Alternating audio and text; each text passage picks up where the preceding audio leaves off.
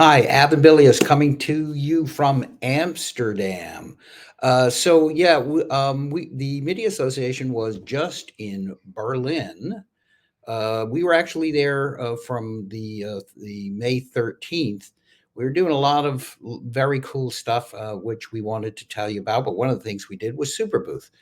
We were staying at this very cool hotel. It is a hotel called the NHow Berlin, and it is the only place that I know of that I've ever stayed in where you can go down to the lobby and get a Yamaha Reface keyboard as your room service. They'll deliver actually MIDI keyboards to your room so you can play with them. The whole hotel is a music and lifestyle themed hotel. And the first night we were there, we went out on it's right on the side of a river. We went out and we got a chance to see this.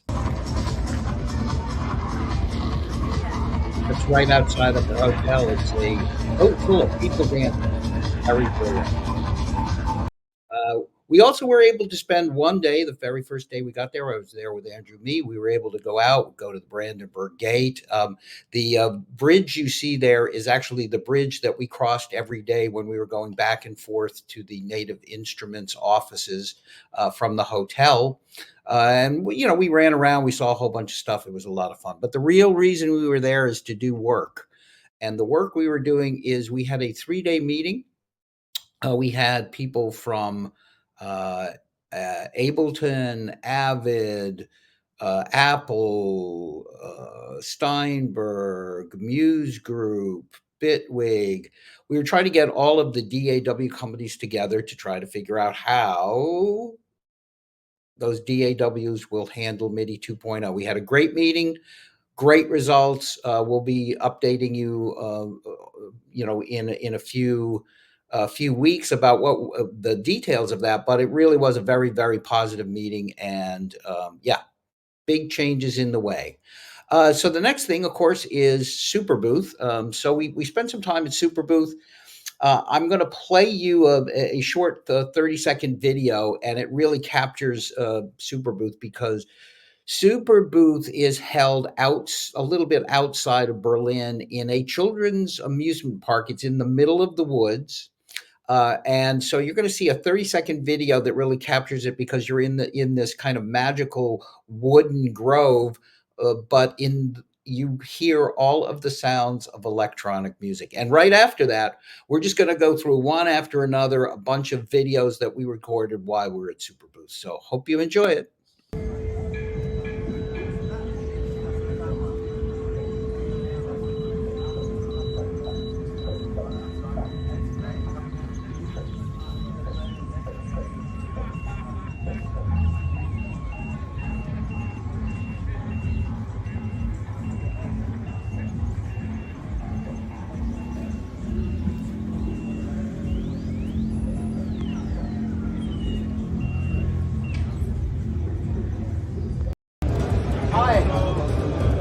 We're here at Away from Keyboard, and this is the booth. Florian? Yes, Florian. Hi, nice to meet you. Nice to meet you too. And can you tell us a little bit about this new product? Yes, it's a flexible drum MIDI controller. The idea is that you can define yourself as many segments as you want. So there's a sensor on top of it that senses the position continuously. And with these LED strips, you can set, for example, 4 segments, but you can also switch a preset and have 5 segments or even more, and more and more and more.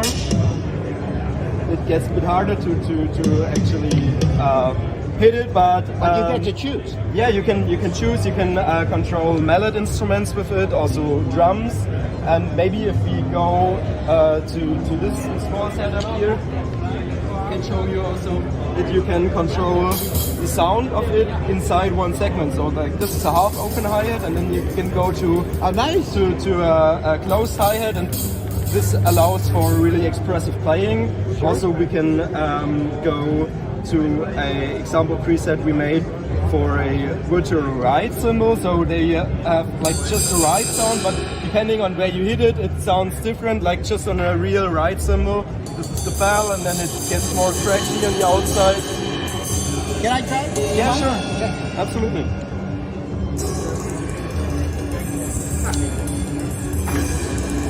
That's very sensitive. Yeah. Nice. Velocity, yeah. I have an odd question. It's okay if you can't do it, but I'm looking at this technology. Choking. Is that possible with this technology? It is possible, definitely. We had it on a previous prototype version already, but it's not implemented here yet because we did a complete sensor redo. So we implemented a new sensor, and we are just under development, so it's no finished product yet. It's just prototypes. And we are planning to do a crowdfunding in October to get money for actually producing it, and we want to have the development ready until then. But yeah, choking will be there for sure as a feature. So this looks like a perfect product for the MIDI Innovation Awards 2024. You have a couple of weeks left. I think we're closing on May 20th. Okay. It's very easy to enter. Okay. And you would be qualified in the hardware non-commercial prototype category because you're not really selling it, but you intend to sell it. You intend to do a crowd source. All of that stuff is exactly why we have that. So great. I encourage you to do it, and we're going to put this video up on MIDI.org and try to make you world famous, Florian. Thank you. If you want to support us, we are a complete new company from Dresden. We are just about to found the company actually, and we have an Instagram channel called afk.audio. We have a website, afk-audio.de. We are from Dresden in Germany, and if you want to support us, you can follow us there and watch our journey, and if it will work out. Great. Well, congratulations. It's a very interesting product, and we're hoping the best for you. We love to see small, innovative companies do things with MIDI controllers. Thank you. That's great. Thanks for your interest. All right. Take care. See ya. Hi, we're here at Sooper Booth with Pierre. It's good to see you in person. Good to see you. Yeah. So we've been working together for a while. Yeah, quite a lot. Actually. Yeah. So you tell me from your perspective. Did I do a good job there? Yeah, you do a fantastic job. And you saved us in a lot of ways. Thank you. No, it was a lot of fun because I was actually, one of the sound designers working with Pierre and Lily and a few other people. This was a great fun project to work with because for me it was kind of a dream. Yeah. Because you have all of these great soft synths, and then we were programming them up, going through this amazing library of all this Analog Lab stuff, but then tweaking it out so that it would be really effective and good for a stage keyboard. Yeah. And, that was a process that I had been through a couple of times, all the way back to the 1980s with the M1. I had a little experience in stage keyboard. And so it was great to work on this because it combined those kind of the two worlds of both the software world and the hardware world. And the integration is pretty astounding. So can you talk a little bit about the integration? Yeah, the integration with Analog Lab is quite amazing because when you connect it to Analog Lab on the computer, you get everything is mirrored. So everything you do on the Astrolab is mirrored on Analog Lab, and you can use it as if you were using a MIDI controller, but as soon as you want to get out of the studio, you just have an instrument. So it feels like you have the best of both worlds, being able to have an instrument to perform, find inspiration quickly, find your sound and tweak it. But when you want to go deep and be creative, you can open Analog Lab on the computer and do all the sound design that you could ever imagine. Yeah, it's really great, and it has some other integration features. One of the ones that I found was really cool is the Bluetooth audio, right? So I could actually just send Bluetooth audio and play over there. The other thing is, sorry for the shot. I actually, I love to tweak sounds, and so one of the things that I did is I had this little nano controller, and I looked at what the CC messages were for this. I programmed it up so that the quick controls here and the faders were set up. And once I had programmed that once, I just plugged it into the back of here directly with USB, and I got eight faders. I mean, I've been reading on the web. Yeah. You know, people are going, oh, it doesn't have faders. They should have put faders. Well, you know, these things are very inexpensive. That's the magic of MIDI. And that's the magic of MIDI. So it's combining both of my passions, sound design and MIDI, into one thing. So yeah, it's really been great. So Sooper Booth's good for you? Yeah, it's super good. Like especially we have two magnificent products like Astrolab and Polybrute. It's quite. So talk about the Polybrute a little bit. A new keyboard. Yeah, and also like using some of the most amazing MIDI features, which is polyphonic aftertouch, and especially putting it even further with the full touch. So you've got some MP messages sent that allow us to control very, very deeply the sound of the Polybrute and very expressive. It's quite amazing, and people are amazed by this new way of making music and playing instruments. Yeah, it really is interesting because there are so many companies now that are coming out. For many years, Poly Aftertouch was kind of not around because it was so expensive to do. And now with some new technologies, you're really starting to see lots more companies implement that stuff. And of course, we love that because polyphonic aftertouch has been in the MIDI specification since 1983. Sure. But at some point, I know Arturia is going to be looking at MIDI 2.0, which has tremendous possibilities. Yeah. And we've been, just had a pretty good meeting in Berlin with some of the DAW manufacturers about how we can integrate MIDI 2.0 features into plugins. So that's going to be, especially for somebody like Arturia, that's going to be super important. It's going to be super important. Like we are very big on the integration between the plugins and the controllers. So anything that can make it even more seamless than today is going to help us quite a lot. So we're going to be very interested in what the DAWs can offer. Yep. So I'm looking forward. I know there's some projects coming in the future that we cannot talk about, but I would love to be working on them with you. And Pierre, it's been a pleasure working with you. Hi, we're here at Sooper Booth with Bruno from Intuitive Instruments and Sergey. How is Sooper Booth? Sooper Booth is really cool. We were very happy to be here. It's our first time here at the Sooper Booth. And we're very happy because the Exquis has all the things that can control modular synths and we are here like at the temple of modular synthesizer. Yes, this is where everybody goes if they're interested in modular synths.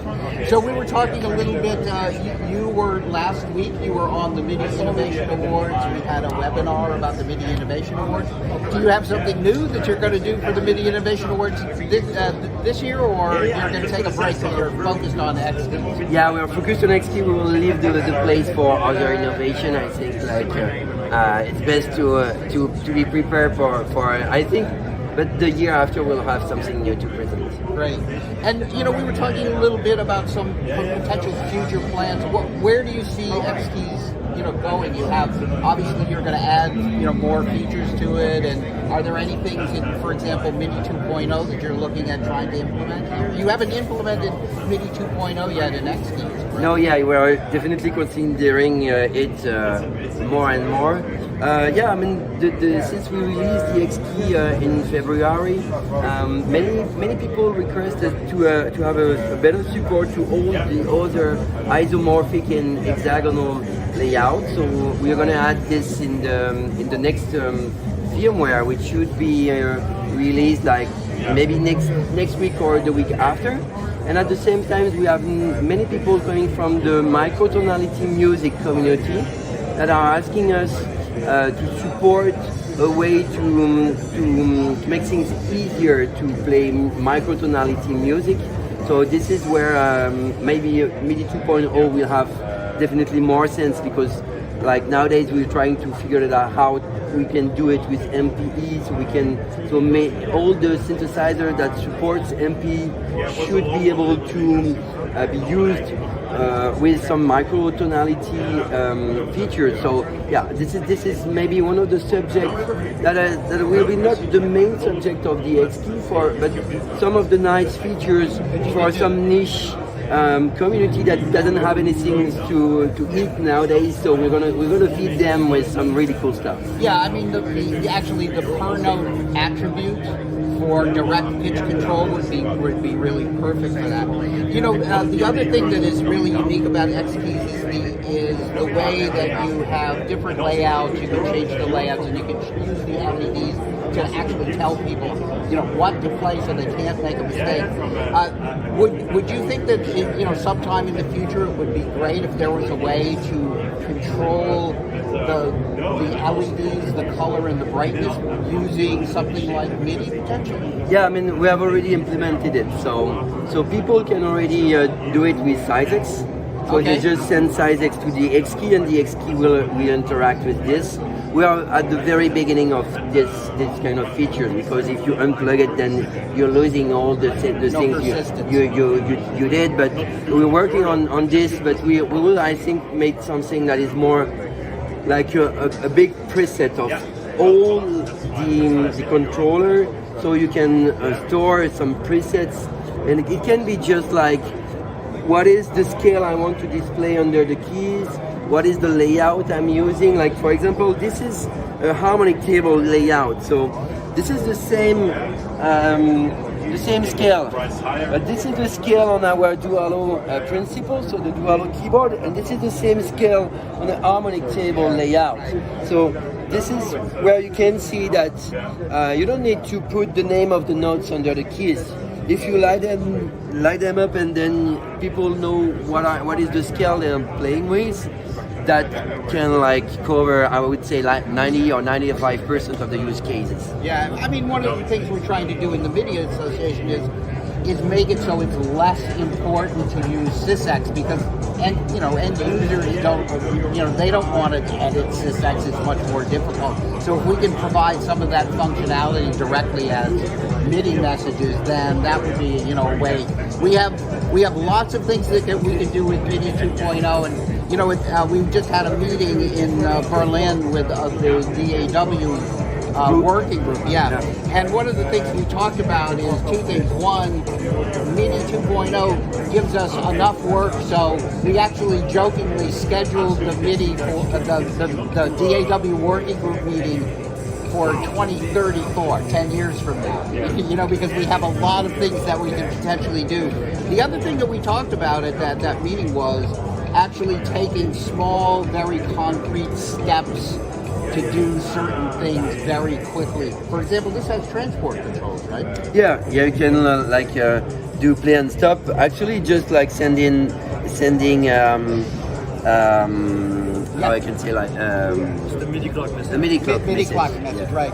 But we were, one of the other things we're talking about was a standardized way for to do transport control, so you don't have to use something like Mackie.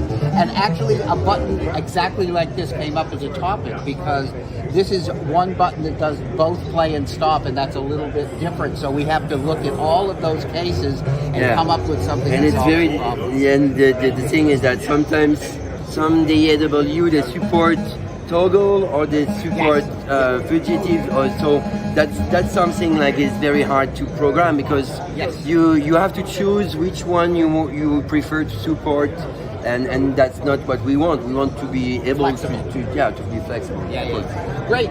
Well, it's great to see you guys, Sergey. Good to see you, Bruno. Good to see you, Adam. Yeah, and we'll be back maybe next year. Yeah. Bye. Bye. Hi, we're here at Sooper Booth with Sacha from Playtonica, and Sacha, you are always doing incredibly interesting things with MIDI. Can you tell us what you're cooking up now? Absolutely. So maybe some of you know we did Playtron and Touch Me a few years ago, which is still selling very well. People like it. But today we're presenting the Biotron. Check the package. Nice. Which is basically a theremin for plants, just to put it easily. We connect it to the plant, especially cactus, because you cannot touch the cactus. So it's the opposite to what we were before with Touch Me, where everyone was touching each other. So plants, you don't touch them. You can use it with your mobile. It's a MIDI device, so it will send MIDI. first it's measuring the plant's capacity, building the field around the plant, or sometimes they say amplifying the field. And when it's done, it starts blinking, and then I can play with my hands like a theremin.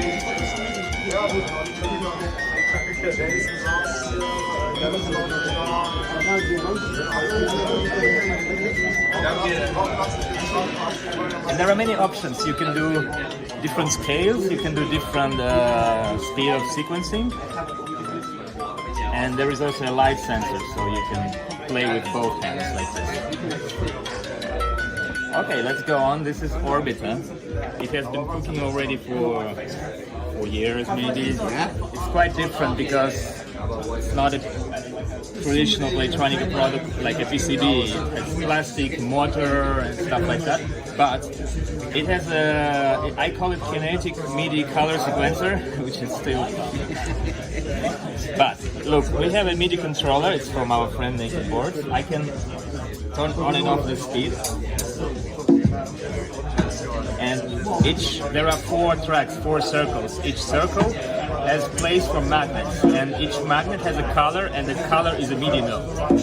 So now we're playing only with this inner circle. This one, which is a drum. Now I'm unmuting another one.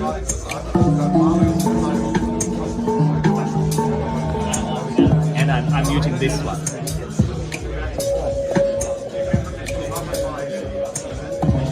I really like to play with speed and acceleration.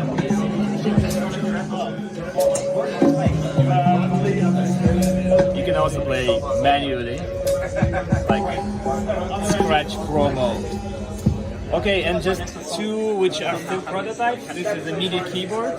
It's touch sensitive. It has buttons for chords, additional buttons that will program.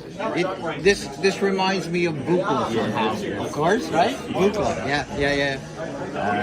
And the hand, which is our homage to Leon Theremin, because I started studying Theremin a year ago, and this is the key position of a hand. So it is a hand of a thereminist in PCB. But you connect one and the second, so this would be the volume, this would be the pitch. They all standing on the table, and you can play on the others. So here we are. That is, you always come up with the best ideas. There is something in your brain that is both not right and very right at the same time. Thank you know what I mean? Thanks a lot. So, it's always great to catch up with Sacha. Well, hopefully we'll be here next year for Sooper Booth, and maybe sometime we'll see you, at Music China or the NAMM show. Please come and join us. We're traveling a lot, so the chances are very high. Great. All right. Always good to see you. Okay. All right. Cheers. Cheers. Here with MIDI 3D. Hi, Tom. Hi, nice good to see you. So this is super interesting. You've got some stuff, and we always like to find companies that have MIDI in their name, because usually they have something to do with MIDI. So tell us about the system. There's a lot going on here. There is a lot going on. So this is a inertial motion capture glove that completely cameraless system runs off of a combination of gyroscopes, accelerometers, and magnetometers, which forms inertial measurement units, which is every single one of these sensors on like upper arm, your forearm, and your palm, and basically all of the data from these sensors is compared, and using a fusion algorithm creates this skeleton of your hand that appears on the screen of our little module here. And that is both very cool and spooky at the same time. I love spooky, it. yeah, and I would add another word to that, which I've heard a few times, is cute. I think the cute factor is really important. But yeah, I mean, people actually seem to not really notice that it's actually a representation of the hand until I point it out, which is interesting. But yeah, there it is. Hello.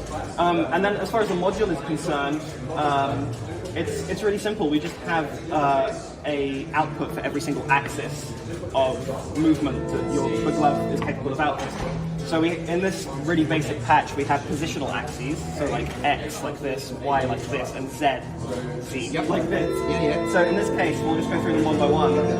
We've got on the x-axis we have the pitch of this tom sound, right? Yep. And right now it's not really doing that much. We have to calibrate it. So essentially, you can set the 2 points in space that you interpolate between. So I can say, okay, this becomes my minimum here, and this becomes my maximum. And then as I scan through these 2 points in space, we're going along the travel of the CV output. And it's basically that 16 times over.